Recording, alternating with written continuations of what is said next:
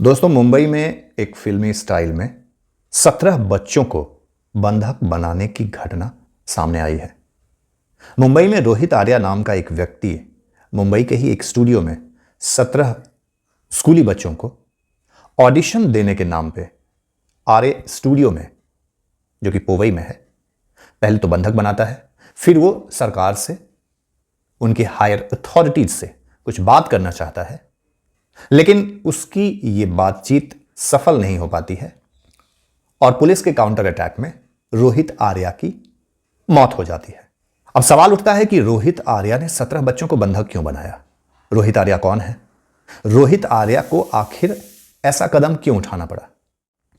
तो कहा जाता है कि रोहित आर्या एक यूट्यूब चैनल चलाता है, वो एक क्रिएटर है और उसने सिम्बायोसिस से अपनी पढ़ाई पूरी की। और कहा जाता है कि पिछले कई दिनों से रोहित आर्या और उसके साथ कुछ मिलकर और भी लोग इस घटना को अंजाम देने की प्लानिंग बना रहे थे। सबसे पहले इन लोगों ने ऑडिशंस का एडवर्टीजमेंट दिया अपने ग्रुप में, अपने सर्कल में। ऑडिशंस के लिए लोगों को इनवाइट किया। सैकड़ों बच्चे ऑडिशन के एनरोल हुए और कहा जाता है कि लगभग 100 से 150 बच्चों का उसने ऑडिशन लिया और लास्ट में आर्य स्टूडियो में इसने 17 से 18 बच्चे और 2 से 3 और सिविलियंस को अपने कब्जे में लिया, उन्हें हॉस्टेज बनाया। फिर एक वीडियो बनाकर सरकार से उसने अपनी डिमांड की और उसका डिमांड ये था कि उसे सरकार की हायर अथॉरिटीज से बात करनी है। और वीडियो में जो वो कहता नजर आ रहा है, तो वीडियो में वो ये कह रहा है कि उसकी कोई बड़ी डिमांड नहीं है, उसे कोई बहुत बड़ा रैंसम अमाउंट नहीं चाहिए, बस उसके कुछ सवाल हैं जिनका जवाब उन्हें चाहिए।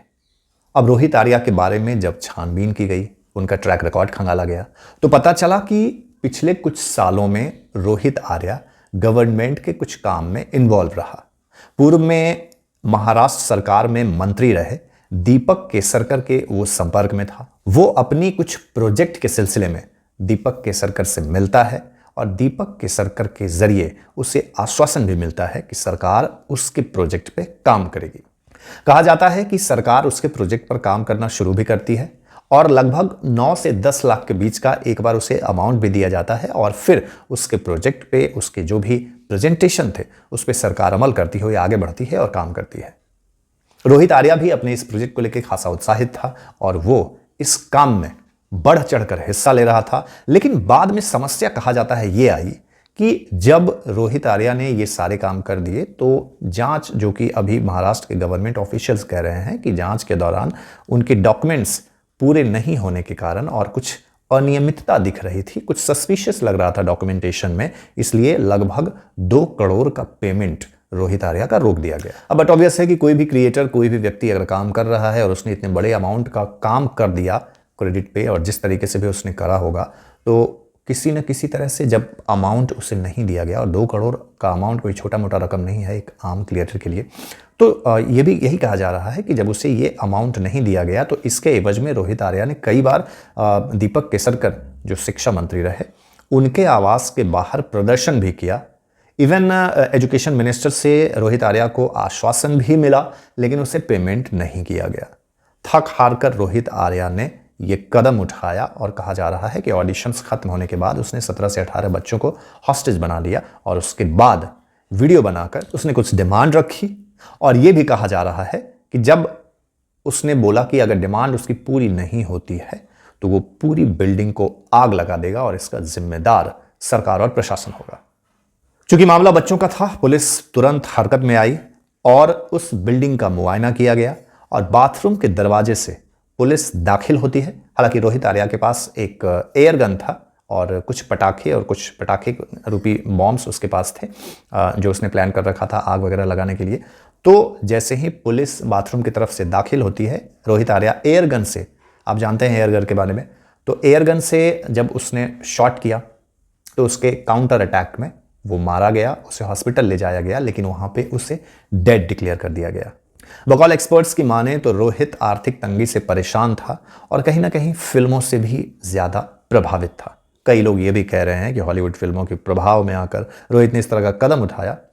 मंत्री ये कह रहे हैं कि अगर कुछ वित्तीय अनियमितता थी तो उसे ऑफिस में आकर बात करनी चाहिए थी। हालांकि रोहित बात तो कर ही रहा था। रोहित ने जब इतना बड़ा कदम उठाया तो सरकार गंभीर हुई। रोहित शिक्षा मंत्री के घर के बाहर प्रदर्शन कर रहा था, वो अपनी बातें रख रहा था। रोहित की बातचीत से बिल्कुल ऐसा नहीं लगता है कि वो कोई मेंटल था, वो कोई अनपढ़ था, गंवार था, अच्छे तरीके से बात कर रहा है। लेकिन कहीं ना कहीं सरकार के आश्वासन मिलने के बावजूद जो उसे पेमेंट नहीं किया गया, तो जो फिनेंशियल डेफिसिट में वो चल रहा था, उसे जो फिनेंशियल स्ट्रेस था, उसकी वजह से आहत होकर उसने ये बड़ा कदम उठाया। हालांकि वो अपने वीडियो में ऐसी कोई अहित करने की बात भी नहीं कर रहा था। उसने कहा कि ना मैं खुद सुसाइड करूंगा, ना मैं बच्चों को बहुत ज़्यादा कुछ हार्म करूंगा, लेकिन सरकार अगर बात नहीं मानती है तो बिल्डिंग को आग लगा देगी और इसके बाद जो कुछ होगा उसके जिम्मेदार सिर्फ और सिर्फ सरकार होगी। तो कहीं ना कहीं इनडायरेक्टली वो बच्चों को हर्ट करने की बात तो कर ही रहा था। इसी वजह से पुलिस प्रशासन एक्टिव हुई, उस पर काउंटर अटैक किया और उसके एवज में उसे अगर कुछ हासिल हुआ तो वो थी मौत।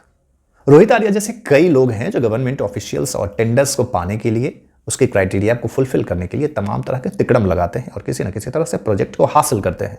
हो सकता है रोहित इसमें चूक गया हो। गवर्नमेंट की अपनी फॉर्मेलिटीज होती है, वर्बल आश्वासन का कोई मतलब नहीं होता गवर्नमेंट के वर्क में। तो जब तक ऑन पेपर सारी चीज़ों को अप्रूव ना किया जाए और जब तक आपके डॉक्यूमेंट्स दुरुस्त नहीं होंगे, आपको पैसे तो मिलने से रहे। तो ऐसे में ये खास ख्याल रखना चाहिए कि आप अगर कोई भी गवर्नमेंट का काम करते हैं तो उसमें प्रोटोकॉल जो उसके रूल रेगुलेशन है, उसे तो आपको फॉलो करना ही पड़ेगा। वैसे रोहित आर्या के इस घटना के पीछे उसके साथ और कौन कौन से लोग थे शामिल, ये भी अभी जांच चल रही है। जल्द ही इसमें कोई अगर अपडेट आता है तो हम आपको जरूर देंगे। लेकिन हमें आपसे ये जानना है कि क्या आप रोहित आर्या के इस एक्ट को सही मानते हैं या गवर्नमेंट भी इसमें बराबर का दोषी है? कमेंट में जरूर बताइए। वीडियो पसंद आए तो शेयर कीजिए, चैनल को सब्सक्राइब करना मत भूलिए।